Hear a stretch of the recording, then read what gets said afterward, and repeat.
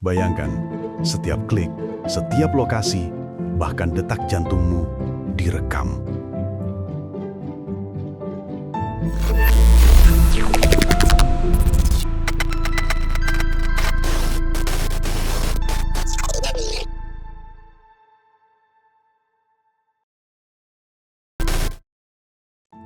Sekarang semuanya sudah serba mudah.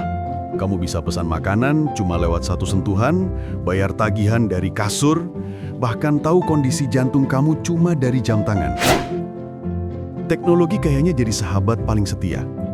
Kita seperti hidup di dua dunia sekaligus. Satu, dunia nyata, di mana kamu bisa ngerasain udara, kopi hangat, dan tawa orang lain.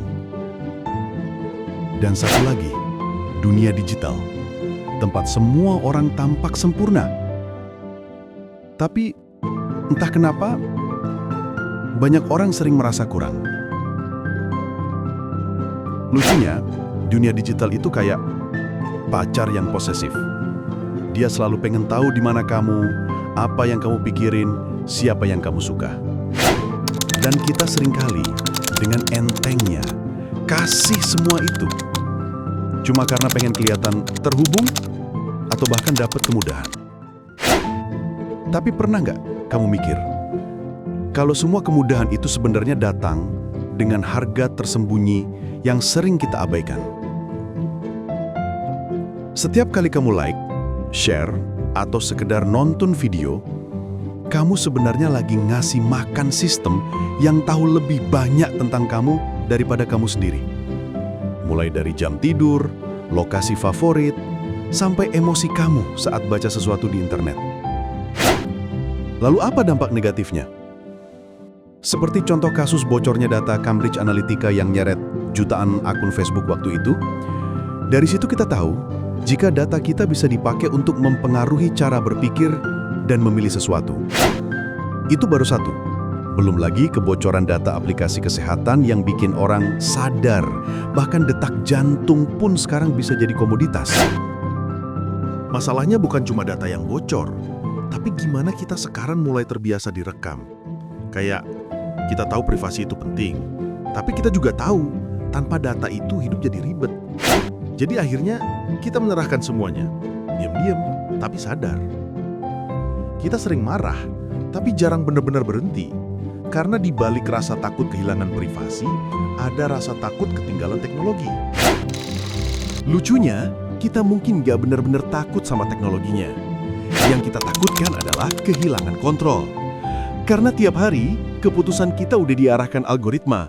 Mau belanja apa, nonton apa, bahkan percaya apa. Semua sudah algoritma arahkan berdasarkan kebiasaan kita di dunia digital.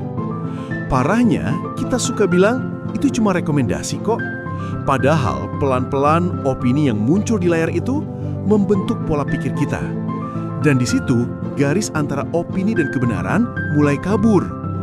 Dan bisa jadi mempengaruhi keputusan-keputusan yang akan kita ambil. Tapi mungkin ini bukan soal salah atau benar. Teknologi nggak jahat, ia cuma cermin dari manusia yang memakainya. Yang perlu kita pelajari sekarang adalah kapan berhenti. Ada orang yang mulai rutin detox digital setiap minggu. Matiin semua notifikasi, fokus sama diri sendiri. Ada yang sadar kalau ngobrol langsung sama orang lain ternyata lebih menenangkan daripada chatting di aplikasi media. Kuncinya, kita nggak butuh aturan kaku dari pemerintah untuk itu. Karena kesadaran datangnya dari kita sendiri. Jadi mungkin harga dari era digital bukan cuma privasi yang hilang, tapi juga kesadaran diri yang pelan-pelan kita tukar dengan kenyamanan. Dan sekarang saatnya kita beli lagi kesadaran itu sebelum semuanya benar-benar habis. Nah, gimana menurut kamu?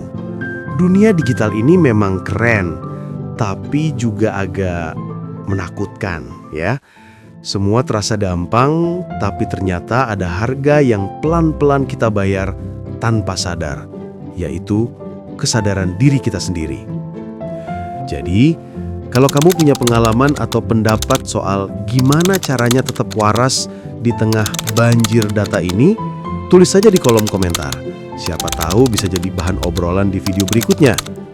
Oh iya, Jangan lupa subscribe juga biar kamu nggak ketinggalan bahasan kayak gini. Karena di dunia digital yang makin sibuk, kadang butuh juga kan waktu buat berhenti sebentar dan mikir. Sebenarnya siapa yang lagi ngendaliin siapa?